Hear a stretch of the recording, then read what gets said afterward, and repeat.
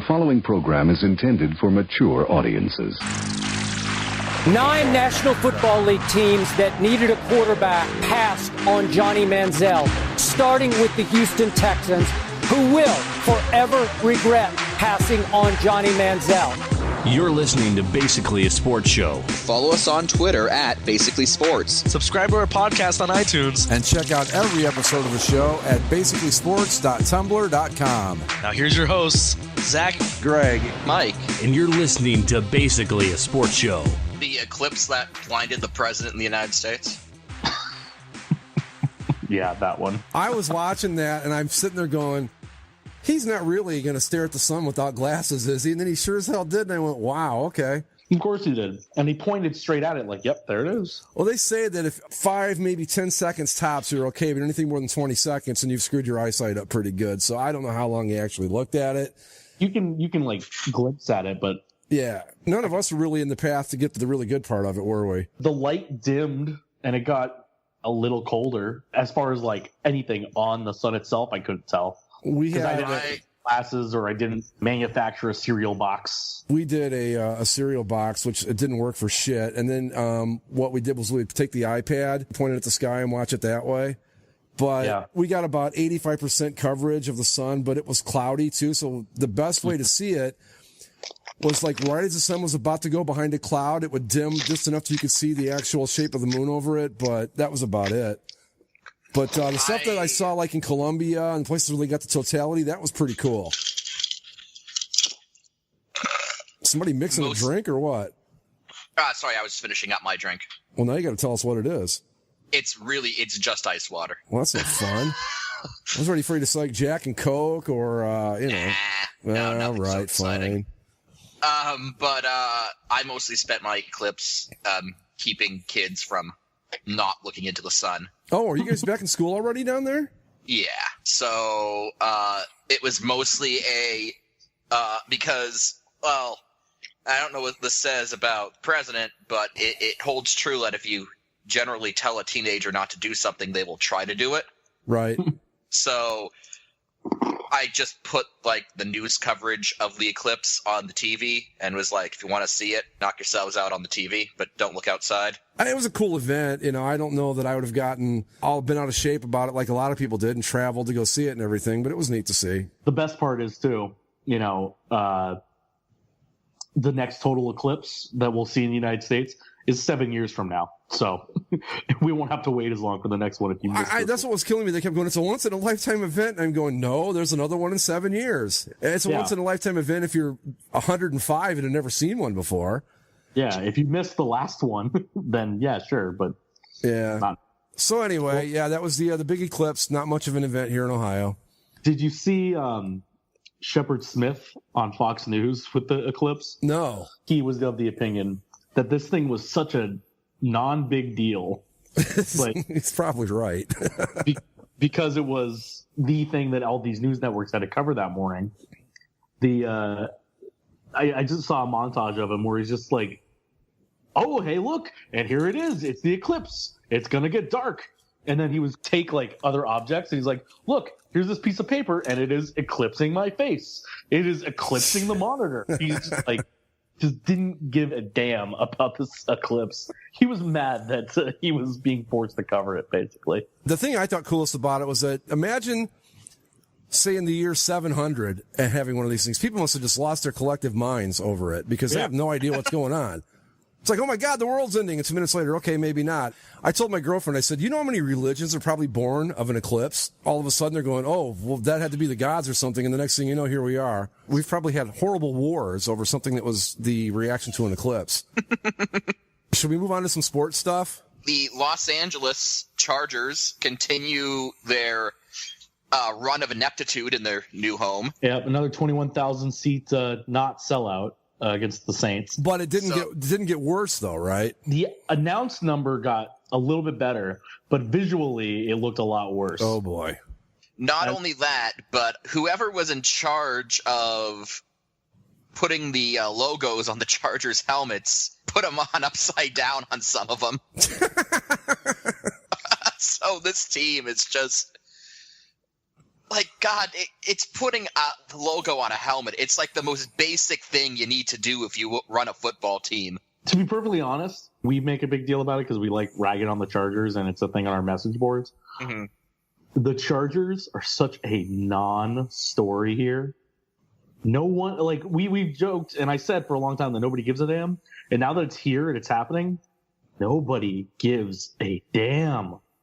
Nobody cares. Nobody even has the energy to rag on the Chargers around here. So they're not even covering the fact that they're not getting good crowds or anything. They're just ignoring them, essentially.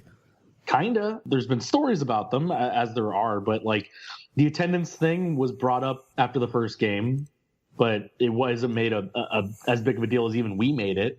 And then the second game came and went, and I honestly didn't know it was happening. Who'd they play in the second game? New Orleans. Oh, okay. Not a great draw, but still, I don't know. I keep wanting to give them the benefit of the doubt. I don't know. This whole thing, I'm just going to keep an eye on this. It's my team, obviously, but the more nihilistic side of me wants to continue watching this just to see how bad it gets, just to see how much of a gong show it turns out to be. We're only like 2 games into the preseason, and already we've got 2 failures to sell out a soccer stadium and some backwards helmet decals. So you're even at a point where, like, when the Rams played the Raiders last weekend, somebody ended up talking to Mark Davis about the Southern California fans and what happens when you guys move to Vegas and that sort of stuff. And he said that even when we go to Vegas, we're going to still market ourselves as much as we legally can in the Los Angeles market, because they still have a ton of season ticket holders that have already put down deposits for the Vegas stadium. I guess. I saw an article, I don't remember where, it was basically an opinion piece, but the guy said that he believes that of all the NFL teams, the Raiders are the California team. Not the Rams, not the Chargers, or I should say the Southern California team. Like the Raiders own Southern California was his contention. I don't know if I'd go that far, but he's probably right about them being way more popular than the Chargers are. I'd say now that the Rams are back, the Rams are at least equal, or probably more so than the Raiders, but definitely more than the Chargers. Like we've said it before, the Chargers are the third, at best, the Chargers will be the third most popular team in the city when it comes to professional football. Slide them in behind the USCs and the UCLAs and probably even the Cowboys, or maybe even the Patriots. I see a lot of Sox fans still too. I bet you the Cowboys are more popular out there than the Chargers are. I wouldn't doubt it. That's going to be a disaster. We've talked about it from the day they announced it. Everybody knows it. The only person that doesn't seem to know it is Alex Spanos, or Dean Spanos, excuse me. Yeah. Who's Alex Spanos? Is that one of the relatives or something? And I think Alex Spanos is Dean's dad. I think Alex Spanos technically owns the team, but he's all but washed his hands of it, and Dean is the controlling person. Yeah. Do they have any preseason games left this year at home? Their next game is at the Coliseum against the Rams. That should be fun. Oh, yeah. One of the few times that I'll be very interested to look at a preseason game, feel like it takes some pleasure out of it. What do they really think is going to happen when they move into the new stadium with the Rams? Do they think that all of a sudden that number of people that are interested in them is going to triple or something? I can't imagine that the stadium's what's keeping people home. Where the stadium comes into play in terms of that, because the stadium is smaller, the tickets are more expensive. First off, people don't want to pay that much to go see a preseason game, let alone, the Chargers as they are. And especially because the Chargers have looked like garbage in those first 2 games. Like, what do you want to see? When it goes into the bigger stadium, you're going to get more people just by, sheer kind of ratios and right. But do you think what's the new place going to hold? How many seats? 80. Do you think that there are going to be 60,000 extra Chargers fans that will start showing up once they start playing there? I don't. No. I think they're still looking at crowds of like 40 to 50,000 tops. I'm very interested to see what's going to happen, because part of me thinks that they might just aggressively paper everything, basically just to get free tickets out there, just to get people in the stands for TV. But on the other hand, that's not viable long term. Eventually someone's going to have to go, Dean, this isn't working. You mean more than everyone already has? Yeah, like honestly, unless something drastic happens to change things, the end game has to be the league stepping in to take over the team or get them out of LA somehow. Yeah, I don't know, though. I mean, that sets a bad precedent because technically he hasn't done anything wrong. I mean, you can always fall back on the old interest of the game clause, but really, what's he done that's wrong? I mean, he can't force people to come see his team. If you look at it from a pure economic standpoint, he's in a better market probably than San Diego, although that's not all that plays into it, obviously. But I don't know how the league steps in. I mean, they should, and I certainly would have no problem if they did, but boy, they'd be setting a precedent that I don't think they want to set. I think it would just be like, this is a horrible, horrible situation. Nobody in the market's interested in the team. What do you think's going to happen if they're good? Because I think they've got a chance at being a pretty good team. If they're healthy and everything goes according to plan, they could be a 9-10 win team, I think. I think healthy is the key because it's obvious through 2 preseason games that this team is paper thin. Yeah. If they're good, I don't know what changes, to be perfectly honest. Because I think still with all these games, you're still going to have more fans of the opposing team come in for some of these things. Not necessarily more than the Charger fans, but a significant amount. And the other thing with a smaller stadium is when you have that significant amount of road fans, it's much more noticeable than it would be in a larger stadium. It's still, I guess I don't know. Kind of like you said, I want to give them the benefit of doubt in some cases and say it's just the preseason and maybe things will be different when the regular season comes around. But I don't know what the differences are going to be, and I don't know if you're not a Charger fan at this point. I guess winning would help. Oh, it always does. I think you can see some increase if they win and if they're good. They'll start filling that stadium because that's just the way it works. Yeah, but short of that, I don't know what they do. Here's the thing I want to point out. The Cleveland Indians are playing the Boston Red Sox tonight on a Monday night in late August. And I promise you, just looking at the crowd on the TV, they've got at least 8,000 more fans at their game than the Chargers had for an NFL game. Oh, yeah. Yeah. No, now, granted, the Red Sox are good road draws, but still, I'll be willing to bet you that just about every team in Major League Baseball tonight that's reasonably competitive, that plays in a good park, is outdrawing the Chargers right now. I just think the whole thing's a disaster. Here's another thing. For example, the Angels, who have been up and down most of the season, currently sitting in a wild card spot somehow, they're averaging 37,000. To be fair to the Chargers, the Angels have always done pretty well in attendance. They've always been the team that does very well. The LA market, I mean, you don't think of it as being a great baseball market, but it really kind of is. I mean, the Dodgers routinely put 3 million fans a year in the seats. The Angels probably do 2.5 million every season without batting an eye. Here's another point of reference. The San Diego Padres are averaging 26,000 people. Right. Well, as a Chargers fan, I don't care. I'm having fun with it. I'm kind of rooting for them to fail because this was a dumb idea and they should be punished for it. Well, they're going to get punished for it. That's for sure. I think what you'll see though is if they're good, they'll start selling those games out. And that's going to lead to a false sense of security where they're going to say, see, now look, when we get to Inglewood, things will really pick up. That's not what's going to happen. I just don't know how you break into that market when you've got UCLA, USC, the Lakers, the Dodgers, the Angels, the Rams. Here's an idea. You don't. The Vegas Golden Knights, about a month away from the first preseason games being played. Mm-hmm. And the channel that the Vegas Golden Knights have teamed up with, the television home of your Golden Knights, is still not available on Las Vegas cable providers, which is about 70% of the homes. Now, are we talking a regional sports network here? Or are we talking an over-the-air station? Regional sports network. What's the point? If you can't get on cable, you're guys in a room. What happened was... That's what it is. In Las Vegas, they were serviced by Fox Sports West. They would get the LA teams. They'd get the Kings, the Ducks, the Lakers and stuff. So that's the channel that's there. But the Golden Knights come in, and instead of partnering with Fox Sports West, they proclaim that, hey, we are going to be the team of the Rocky Mountains. Even though there's already a team in the Rocky Mountains. Named after a Rocky Mountain phenomenon. Yes. Just to really drive the irony home, yeah. Yeah, so they think, well, Fox Sports West doesn't get up into the Rockies, so we need to find a channel that goes into Idaho and Montana. Well, they find Root Sports Rocky Mountain, which is now AT&T Sportsnet Rocky Mountain, and they say, well, that's the one that gives us a great coverage area, and we'll be able to get into those markets. Fine, great. That channel, again, isn't available on the Cox or CenturyLink cable providers in Las Vegas. It's available on Dish and DirecTV, so those people don't have to worry. But regular people with cable, they don't get the channel. And to add insult to injury, beyond the Golden Knights, something that the people of Vegas might actually care about, UNLV's football team has 4 games on Root Sports Rocky Mountain. That's what's going to get it settled for you. Including their game against Nevada, their biggest rival.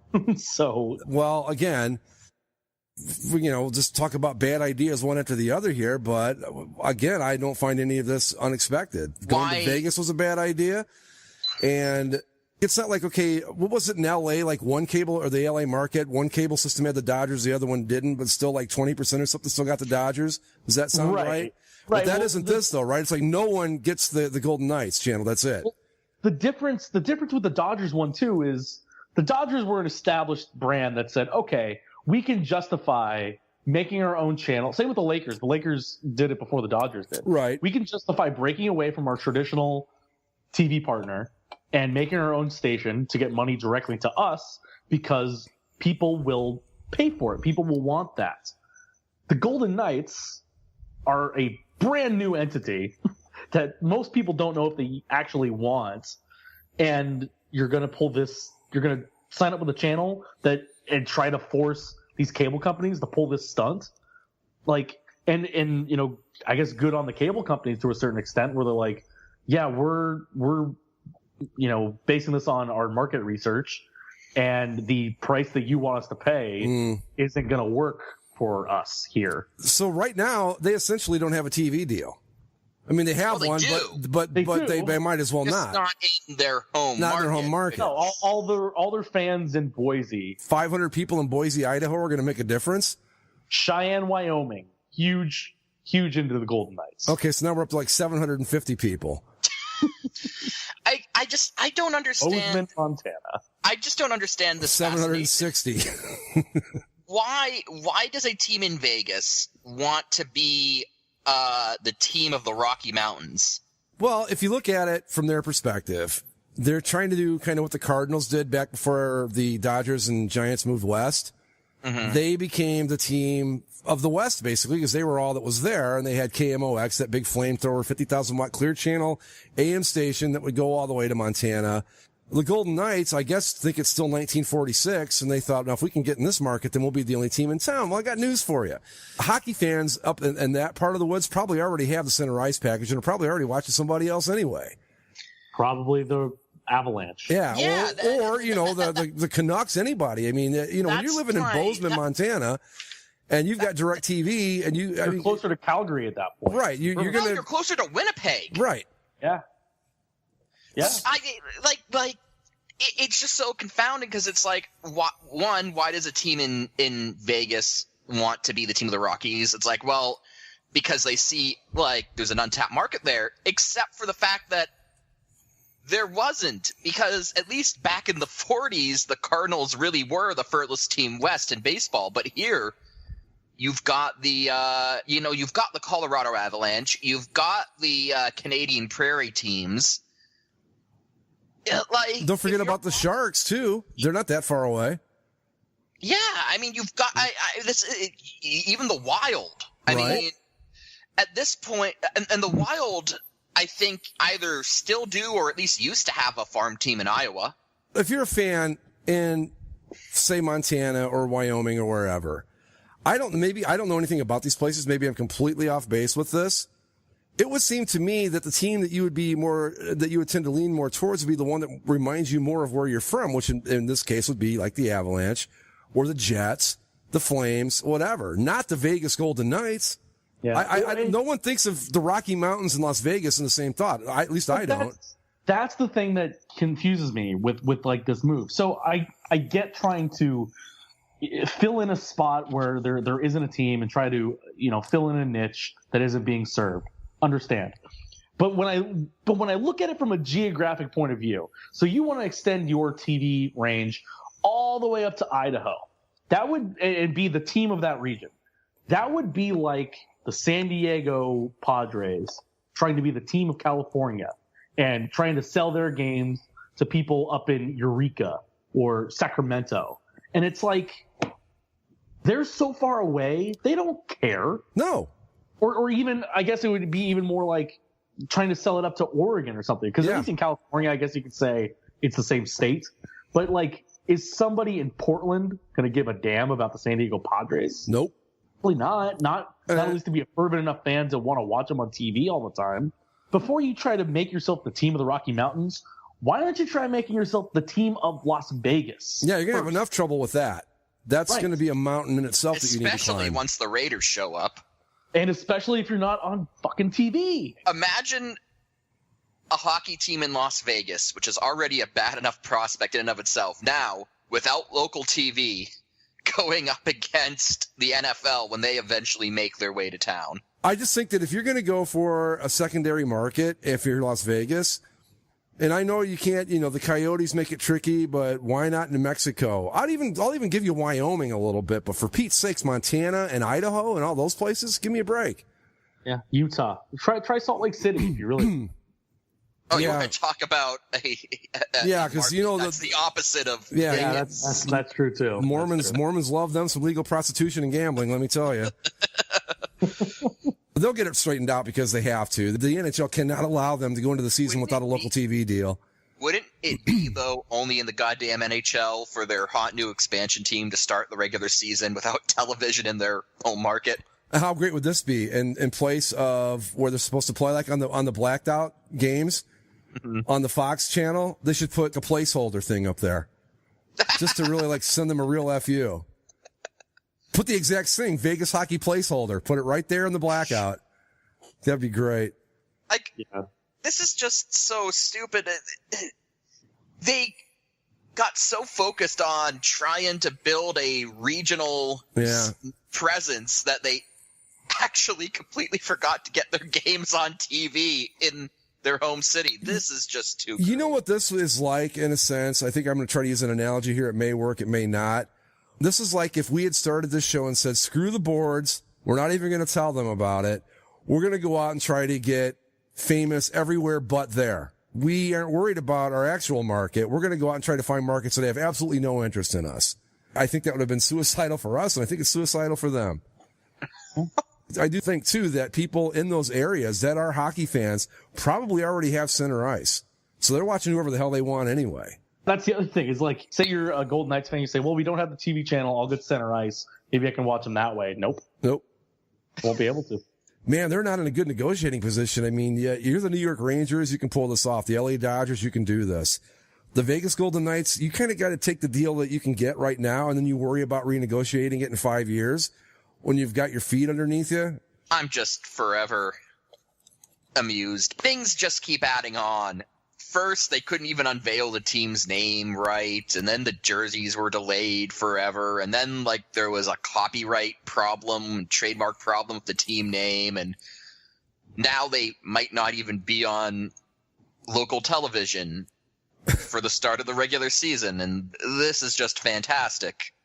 I'm going to be curious to see what the metrics are on this little Rocky Mountain network that they've got going on.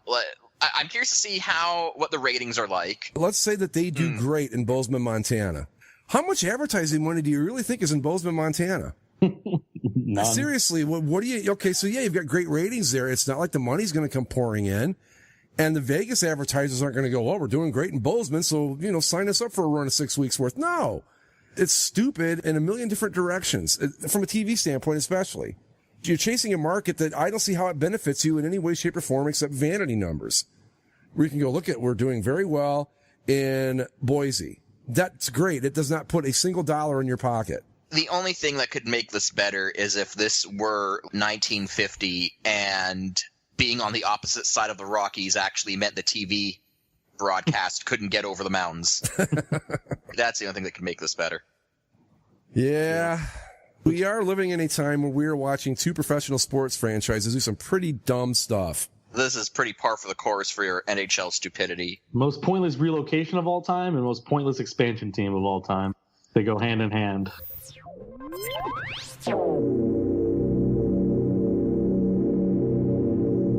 Since we're talking about TV networks and stuff, FS1 has the Big Ten college football this year, which I think is a pretty nice get for them, right? Yeah. Yeah. It's the only thing that I'll watch over there. I legitimately haven't watched that network in months. They ruined it by doing the Skip Bayless nonsense. Yeah. How is that Skip Bayless Shannon Sharp show? Has anyone seen it? I the only thing I see of it are the clips that somehow make it to my timeline, and they run a lot of promos for it on baseball games that are carried on the Fox network. So I get to see so bad. Yeah, I get to see the one where Skip says, "We're brothers," and then Shannon Sharp says something unintelligible, and then the way that they market it on, at least online, when they send out these clips, they like basically put a transcript of what Skip Bayless said, and I read that real quick and I say, "Oh, Jesus Christ!" And I just scroll on because I think it's even worse than when he was at ESPN. It's all it is just blowhardness. There's no sort of like sincerity to his opinions. Right. They're all specifically engineered for reactions. I think had they stuck to the original plan and now picking up the Big Ten package and all that, they could have really made a nice network out of that. But someone panicked along the way and went with the ESPN embrace debate nonsense and just ruined the whole thing. And you're right. I'm with you. I will watch live sports on it, and that's it. So now basically I've got two ESPNs. I've got the real one that I only watch live sporting events on, and the other one that I only watch live sports on, and I don't watch any of their other programming. Can Canada have Jay and Dan back? They do. They came back. They're back. Oh, ESPN show starts next month. Yeah. Oh, Jesus, and I can't even watch it. You can probably find a less than reputable feed of it somewhere. The only other show that's on Fox Sports is that Colin Cowherd, Jason Whitlock show. God, what's that one called? The Undefeated, right? Speak for yourself. Oh, Speak for Yourself. There's a reason Whitlock was off TV for so many years before. Oh, that guy's a raging douchebag. He's awful. He really is. Really, really bad. And he's taken a particular liking to this Kaepernick stuff. Yeah. And by liking, I just mean like he's found his lane and he's making, a rash opinion about it every single day. It's just a shame because they really had a nice idea for starting an alternative to ESPN, and all it turned out to be was ESPN Junior. That is the last thing we needed. Speaking of ESPN... Speaking of the good old four-letter. Let me set this up first, Zach, because I got to explain how we talked about it in the chat before the show. I said, what are we going to talk about tonight? And Zach said, ESPN did something stupid. I said, can you be more specific? Because that covers an awful lot of ground. Well, what they've done recently is, I don't even know how to describe it. I guess it's like preemptively avoiding a controversy, but their preemptive move to avoid a controversy that probably wasn't going to be a controversy has now become a controversy. Controversy. Good job, guys. So, opening weekend of college football, ESPN will be broadcasting the University of Virginia's football game. Okay. Now, for those that have been living under a rock, the University of Virginia is in Charlottesville. Yes, the same Charlottesville, Virginia, where all the Nazi protests happened. And of course, those protests were started because the college or the city was trying to get rid of the Robert E. Lee statue in a park there. Well, it just so happened that the broadcaster that was assigned to do the play-by-play for the University of Virginia's football game was an Asian American broadcaster by the name of Robert Lee. So they determined that just by the sheer coincidence of this guy's name being similar to the Confederate general, despite a much different lineage and I'm sure history of how he got his name. Nobody's going to look at this guy and go, gee, were you the commander of the Army of Northern Virginia? He looks just like him. We're going to have a bunch of leftists going up into the booth trying to remove him mid-game. But they went up there and they brought it up to him. Apparently, he had no strong feelings one way or the other. He said, basically, like, it doesn't matter to me. I don't think it's a big deal. But they said, no, we're still going to take you off anyway. No, what he should have said is, are you kidding? So ESPN put out a statement. We collectively made the decision with Robert to switch games as the tragic events in Charlottesville were unfolding simply because of the coincidence of his name. In that moment, it felt right to all parties. It's a shame that this is even a topic of conversation, and we regret that who calls a play-by-play for a football game has become an issue. Funnily enough, of course, it wasn't a topic of conversation. No. And it wasn't an issue. Nobody even knew about this until you decided to put out the statement about it. And then the other thing that they said was one of the reasons they did it was they feared that Robert Lee, who was a young, new play-by-play announcer for ESPN, would end up showing up in Twitter memes and posts on websites like Awful Announcing or Deadspin. Well, this is now posts on Awful Announcing or Deadspin. And yes, it's on Twitter anyway, but guess what? Had you just let this go through, it still would have shown up on Twitter, and it would have been a thing for like an hour. A week, maybe. An hour, maybe. Be like, oh, hey, look, this guy's Robert Lee. Oh, we should remove him from the booth. And then it would be done. People would make a joke and it'd be done. No one would give a damn after that. But it was the classic case of this thing. If you see this is going to happen. So we're going to point out that you shouldn't watch this thing, and we're not going to do this because we don't want this to happen. Well, guess what happens when you do that? Everybody wants to see it, and then when you take it away, they do exactly what you didn't want them to do. And guys, honest truth, guys, I could have sat and watched that whole game, listened to him the whole game, and I would have never in a million years made the connection. Too. That would never even occurred to me. I was trying to think, like, if I saw the name, I'd be like, oh, that's kind of like the guy. And then I probably wouldn't even make the connection that it was the University of Virginia in Charlottesville. Yep. I would, like, it's not that, you forget about the event or anything like that. It's just the dots wouldn't immediately connect in my head. No, because you're watching college football. You're watching college football. You're in what's not supposed to be a political environment. You're not thinking in that room in your brain. Yeah. That's not where you are that day. You're in the sports department, and you're not even, again, I would have never even put it together. It would have never occurred to me. And generally for those smaller games where ESPN, they have like this rotating thing of broadcasters for these lower level college football games. I don't know any of their names. No. Like, it's not like I'm going to be watching this from start to finish and know exactly who he is because they're playing William and Mary. It's not like, for Pete's sake, I'm probably not going to be watching that game anyway. The only people that are going to be watching. You're not going to watch the Virginia William and Mary game. No. That's the thing. The only people that are going to watch it are going to be in Charlottesville anyway. I don't know what is going on at ESPN. They've been getting bashed a lot because I guess somewhere along the way, and I must have missed it, they allegedly turned into some sort of liberal network, which, okay, fine, I guess. I didn't notice it, but whatever you want to say is fine, I suppose. And now it's like they're reacting so far in the other direction that they just look even more silly. This is what happens when corporations that don't understand pop culture try to engage in it. And they're like, oh, we're going to outsmart everyone and get ahead of it. Yeah, well, they did that. Well, there was nothing to get ahead of, guys. Because here's the thing, too. In making this move, you're not understanding what the problem is in Charlottesville in the first place, or why it would be controversial. This isn't even like them trying to be political. I don't know what it is. I think it's them grasping only the most basic elements of what the problem is. Like, they know the headlines, and that's all but they don't understand context. Again, I don't really want to get into is ESPN political thing or not, because I don't think they are. I just think it's a matter of the people that they're covering are becoming more active politically, and they tend to slant left or be progressive. Yeah, I won't argue that point at all. And that's, but by the same token, though, you've got so many people out there that if you make a statement that's even the slightest bit political and doesn't fall into line with their belief system, they react. They blow their tops over it. Or acts like this, though. Like when they go out of their way to do this and it becomes a problem where it wasn't before, it's these sort of things that somebody that's on the right would look at ESPN and be like, look at them trying to point to themselves and look how progressive we are. We're not out here to offend anybody. That's exactly the way I'm looking at it, and I'm on the left. I'm looking at it going, is this really where we are now? I mean, there are bigger issues to worry about. What do they think was going to happen if he did broadcast the game? Okay, the memes and stuff? Okay, fine. Were people going to attack him?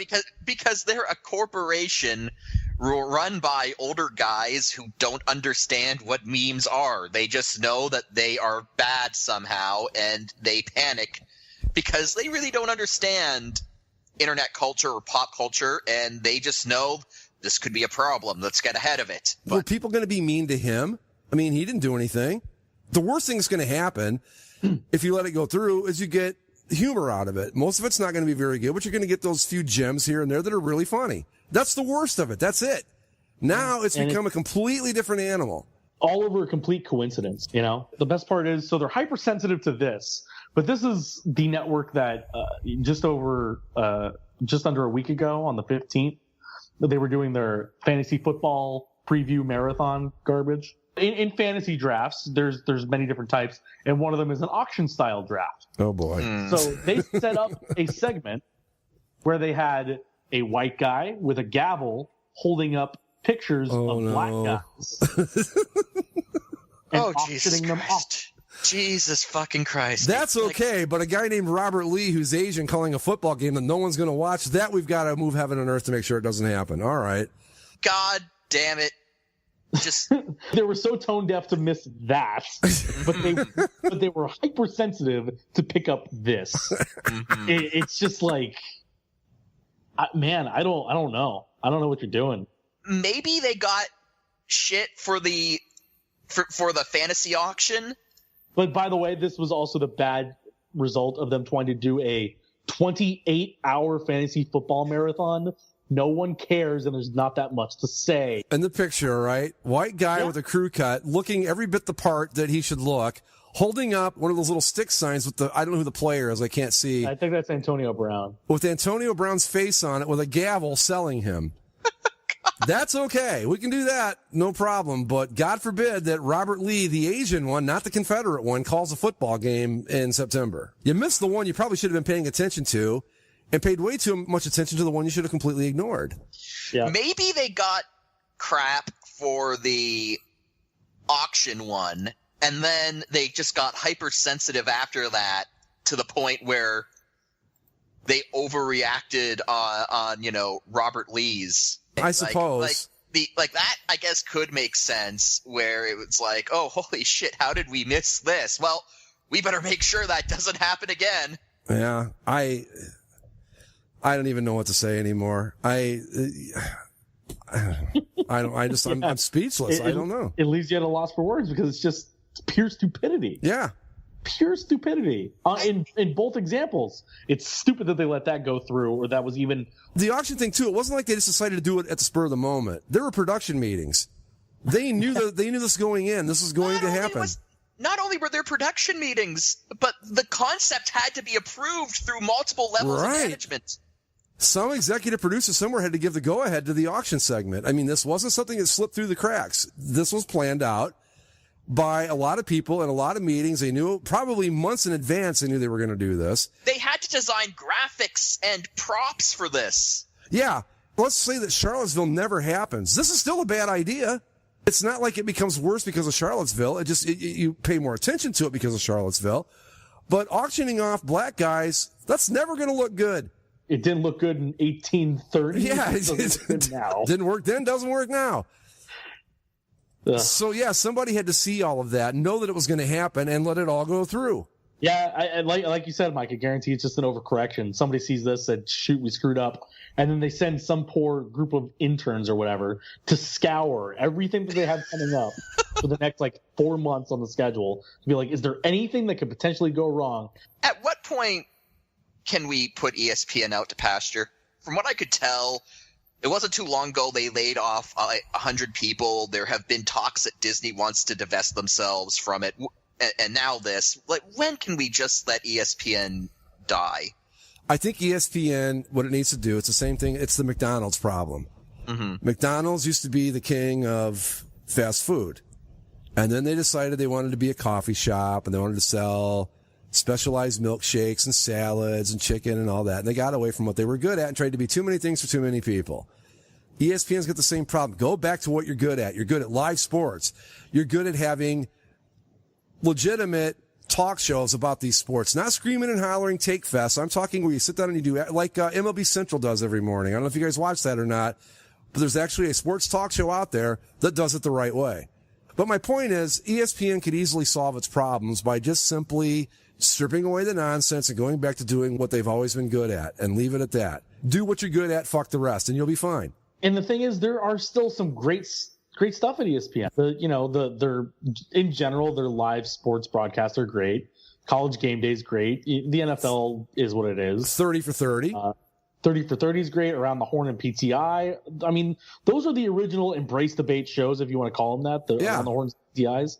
And they're still the gold standard. PTI, for example, what made it work, they were two very intelligent guys, very well read, knew what the hell they were talking about.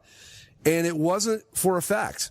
They legitimately felt that way. You never got the impression that Kornheiser or Wilbon were putting on a show. This is just their personalities, and it worked. It worked great. It still does. Now it's become more about making sure you get the personality in there, whether it's legit or not. Like Zach said, Skip Bayless, all this is for effect now. None of it is legit. And people can tell the difference. At least I can. But ESPN just needs to go back to doing what they're good at. They're just such simple solutions. And does anybody really think that if ESPN dropped all the Embrace Debate bullshit and went back to just being a legit sports network, that they would lose ratings? I don't think they would. I think it would help a great deal. Part of it is, like I said, with the 24 or 28 hour fantasy football thing that they were trying to do, part of it just has spun out from the need to fill so many hours of content during the day. Yeah. And that's even more exaggerated now with all the channels they have. Like, it's one thing to just fill up ESPN, but now they have to fill up ESPN, ESPN2, ESPNU, ESPN, everything else. And, so much so that, it was a joke when it came out in Dodgeball, where it was ESPN 8 the Ocho. Later this year, they are launching the ACC network. Once that goes, it will be ESPN's 8th over-the-air channel. There will legitimately be an 8th ESPN. You know what? I could go for some Ocho. Hey, I use the Ocho religiously for the CHL. Yeah, I got a lot of mileage out of the Ocho. Yeah, well, it was so much. It got so much mileage that on August 8th, they ran a full day of the Ocho programming. I didn't watch any of it, but I know they had like cornhole championships and stuff like that going on. I don't know, man. I'm fortunate enough to have been old enough to remember when ESPN was actually good, where you looked forward to watching it. You wanted to see NFL primetime with Tom Jackson and Chris Berman, and you wanted to see Baseball Tonight because it was cool, and you actually wanted to watch their oh my God. Eben and Carcione just hit one across the street for the Indians. Anyway. Oh, it's like... Damn, he hit the shit out of that. But I just wish they would just go back to doing what they're good at. I mean, that's the old adage that applies to pretty much anything you do. Do what you're good at. The rest will be okay. It'll take care of itself. And that's all they need to do. Yep. Yeah. And, I mean, I even read an article a couple weeks ago about MLB Central being this quiet voice of reason amongst all the nonsense. Yeah. No, the league networks are some of the best sports network stuff on TV. Yeah. Oh yeah, I've already made the decision because I would watch ESPN's NFL Sunday NFL show. That was always kind of my football ritual. But now, Berman's gone. I've already made the decision that when the NFL season kicks up, I'm going to commit to the NFL Network. Yeah, NFL Network's great. NHL Network it had a lot of issues for a long time, but ever since they, partnered up with MLB Network, yeah, in their off-season programming, and MLB, I'm still ever since they started it. So I'm still bitter that they moved production out of Toronto. That's not right. It's the NHL. But, it was a smart move, though, for the NHL because, and I'm just talking from a pure, production standpoint and the way they go about things. MLB Network's the gold standard of the sports networks. Now, maybe their content's not for you or whatever, but they do it better than anybody else does. Oh, absolutely. Absolutely. I love the MLB Network. Just everything about the MLB Network I love. I'm just being pissy that they took the NHL Network production. They didn't have to do that. I mean, in this day and age, I just did a video for Adam, our buddy Adam from the boards. I just produced a video for Kaiser Permanente for him. He's in California. I'm in Ohio, and the whole transaction took a day and a half. Mm-hmm. You don't have to be in the same place anymore. But The NHL's gone a long way, but you know what? Part of me is always going to miss. Well, I'm not going to miss it at all, but the cable access sets and all that stuff. Yeah, the OLN, NHL and OLN. That was some fun stuff. All right, get the Maple Leaf Trees sets out of the back and bring out the hockey ones. That's basically all they did, right? That's always going to be something that I'm going to have a soft spot for because, what a special time it was to be an NHL fan. Well, yeah, I just think that in sports in general, they could all take a step back, at least ESPN, and definitely FS1 just disappoints me so much. I know I've been over it already, but I was so hopeful when that thing debuted. I thought, okay, this could really be something. And it turned out to be worse. It's just a worse version of ESPN. There was a lot of promise. And the other thing is they've had good stuff occasionally, but one of the best things that they did in their entire time so far was Katie Nolan's show, Garbage Time. Yeah. And she was a great talent. But for whatever, for many reasons, it wasn't getting good enough ratings at its time spot. So they canceled it for whatever reason. Even if it wasn't getting the ratings, it was still something positive for them. So they probably should have kept it, but they haven't. That was 8 months ago. She has not been seen on Fox Sports 1 since January or whatever. And they're just going to let her contract run out, I guess, because they have nothing more to do. She doesn't fit in with her vision anymore. I've seen rumors that she's going to ESPN. So. And beyond all that stuff, I mean, Fox Sports, their whole enterprise, a couple months ago, they were one of the many websites that made the vaunted pivot to video. There is no more written content on foxsports.com. It is all videos, and they're not even really independently produced videos. All they are just taking their TV programming and putting clips of it up on their website. So I can't go and read an article on Fox Sports anymore. Nope. No, there is no more written content. They fired reading. God damn it, Greg! It's 2017. All the writing staff. They fired their entire writing staff, their editorial, and they said once they fired them, you can reapply if you want to be part of a video production, but we're going to be doing nothing but video now. It's 2017, Greg. Nobody reads anymore. Stop being a nerd. That's not, man. I really am old. I mean, fuck me. I still read. I still like to look at something on my screen and read words. I'm not even talking about pages in a book here. I mean, I've managed to modernize myself that much. Yeah, if you really want to read or even listen to some really damning stuff, just Google pivot to video, and you'll find that it's a content strategy that is run rampant across internet journalism. So, oh man, we don't need that. I mean, hell, I made a video yesterday for my high school sports enterprise here at the Orange County Register. But you're still writing, right? Oh yeah, no, I'm still gonna be writing, but they're like, we need to make more video stuff.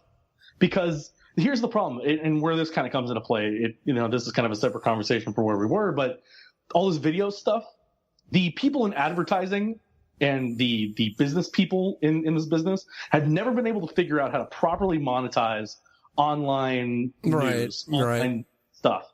But with videos, they know, we can slap a 30-second ad on the front of it and on the back of it or in the middle, and people will have to watch it. Or so that's why there's all those autoplay videos on a lot of these websites, because they can slap the ad on the front, the ad starts playing before the video content does, and that gets them a hit on that ad.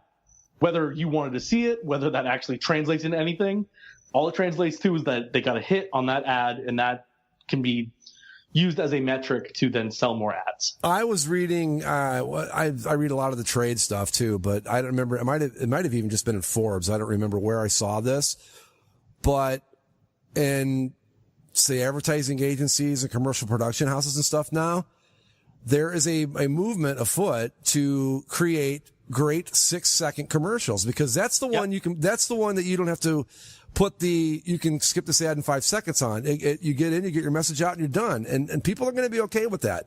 They will put up with a 5 or 6 second commercial. That's the wave of the future now in advertising, is the 6-second spot. So you take that, the pivot to video with the 6-second spot. Yeah, I mean, you finally figure out a way to monetize it. It's probably going to work, but geez, maybe I want to read. I would rather read fucking Peter King than not read anything at all. Yep, correct. It's just bad. It's oh man, I can't believe that. I mean, I'm going to check out their site now. I had no idea they'd done that. I don't ago. like the sound of any of this. No, it's not great. No, Mike, because now you don't need to teach your students how to read. You need to teach them how to watch a screen, I guess. Well, I can do that. They need to know how to read the graphics. That's easier for me, I guess. Like, I could teach you about, ancient Greece, but here we could just watch 300. Damn, they are all videos, aren't they? Yeah. Wow. Yeah. That's a damn shame. I mean, I don't like that. I don't like it for a multitude of reasons. People need to read. I think you comprehend things and you retain things better if you read them. Mike, you're a teacher. You would know that better than I would, but. Yeah. Oh, absolutely. Well, and I know it's basic psychology. It's basic psychology of learning. If you retain something, if your choices are reading or watching, reading will allow you to maintain it better than watching, and writing will allow you to retain it better than reading. Yeah. And I know a big complaint about this whole thing too. Most people work jobs during the day, right? And if you're sitting at your desk, what is easier to do? Hide a tab of an article that you're reading, or something that you could copy paste in like an email body and read, or a video. Well, not to mention there are what's easier to hide. Well, obviously the writing, and not to mention that there are no set parameters for how loud these videos can be. So you might have one where you've got your volume on, say, like 3 little bars, and it's perfectly fine. You hit the next one, and it sounds like you've cranked it up 3 times as loud, and you didn't do a thing. It's just I don't know. I never like to see reading and writing be taken away from anything, and this is just not a good thing. It's not a good sign on a lot of levels. But fortunately, they're the only ones that are they just the latest to do this? Are they the first to do it? I mean, they're the biggest name in sports to have done it. I know it's been done at other websites, but just not places that I'm familiar with. But Fox is the biggest name in sports to have done it. Well, and not only all the stuff that Mike talked about with the retention and all that, but reading, I think, makes you better at speaking the language, better at understanding the language. Maybe you see a word you don't understand, so you look it up. It expands your vocabulary. I sound like an old PSA from the 70s, but reading is good. We had those PSAs in the 70s for a reason. Yeah. I mean, stuff's cliched for a reason, and reading is, and I guess some people would disagree now, but it is an essential skill to growing up with a healthy, developed skill set to engage the world with. I'll readily admit that I have my old man screams at cloud moments here on the show, but this is not one of those. This is an important thing, Yep. No, 100%.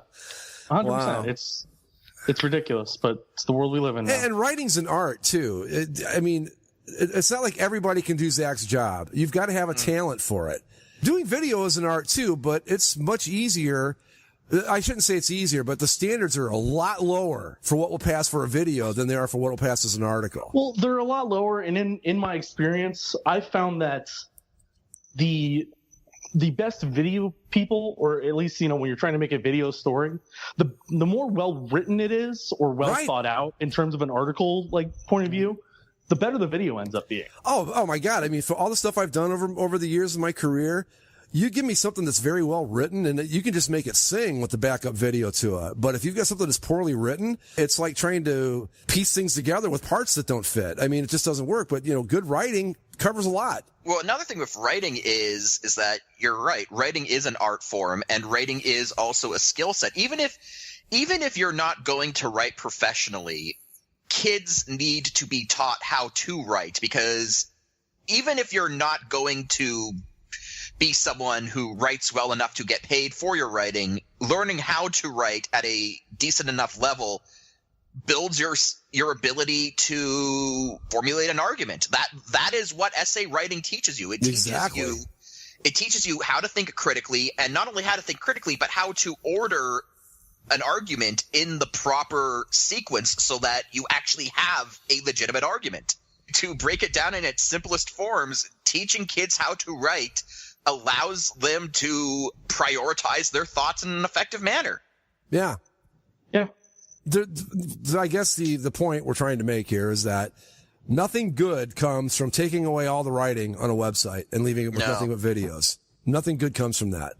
Maybe it makes it easier, more accessible. Maybe you get through it quicker, but there are times I don't want to get through it quicker. When Bill Simmons used to write really great articles, I mean, it was just a joy to read through the entire, 5,000 words of it. It was fun because you enjoyed it. You enjoyed their style. You enjoyed the way they put the words together. Videos are great, I suppose, but I'd still rather read a good story. And that's another thing, too, that you're going to lose with this. Where's the long-form piece go? I mean, are they going to do documentaries now to replace, like, the long-form article that maybe took 15 minutes to read? Is that replaced? That would be the idea, but not with Fox. Again, Fox is very much about just, if you look at all those videos, Greg, there's nothing original there. It's just stuff from their TV shows that have been packaged into smaller pieces. Yeah, it's a cheap, easy, you get a couple of editors, you go, okay, hack this down to 3 minutes and 10 or whatever, and you're done. There's no art in that either. I mean, you've got to shoot it well and know how to edit and stuff, but to just hack a piece up, to make it short enough to put on a pivot to video website, that doesn't take any remarkable skill to do that. I don't know. If this is a show that you walk away after depressed, you're like, man, things suck. Well, it's not all bad. We still have the Golden Knights to laugh at. Right. And the Chargers. Yes.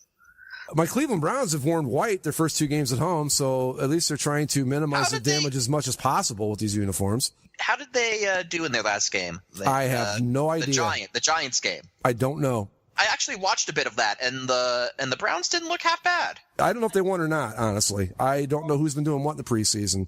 Usually, at this point, I'm deep into it because even though I lie and say I don't watch the preseason games, I do, but legitimately, I have not watched a single preseason game this year. I've actually paid more attention to the NFL preseason this year than I have in the past, just because it seems like there's more going on this preseason. You got the Chargers. Right. Stumbling in LA, and then you've also got stuff like the Hackenberg deal with the Jets, right? Where the guy can't even break the huddle. Or I still picture him like standing around on the field all by himself right now, going, "Can I go home now?" or how what's his name? I can never remember the guy's name. The guy that the Bears drafted. Oh, Mitchell Trubisky. Yeah, Mitchell Trubisky. Yeah, apparently he doesn't know what a hard count is, and he keeps fumbling during practice. Like it seems like there's more intrigue, for lack of a better term. And, yeah, what are we, 2 weeks away from the start of the season, or 3? 3 weeks away, right? 3 weeks. Yeah. Yeah, high school starts this week. College starts the week after, and then the NFL starts the week after that. Yeah. We're going to be knee-deep in football before we know what hit us, guys. We got to talk college football next week. Yes, we do. My Ohio State Buckeyes, number 3 in the Sports Illustrated preseason poll. Speaking of things we got to talk about, are we gonna keep our NBA streak alive this week? Well, I got to leave. All right, never mind. Well, that ended. So not really. Should we end it, or should I quickly throw the trade in there? No, let's end it. Fuck it. Let's end it. Who cares? Yeah. All right. Well, Zach's got to go. Then we'll wrap it up. You guys know the routine. Follow us on Twitter at Basically Sports. You can subscribe to the show via iTunes, Stitcher, Spreaker, and YouTube, and you can find us on the Facebooks. We'll see you next time. Later. See ya.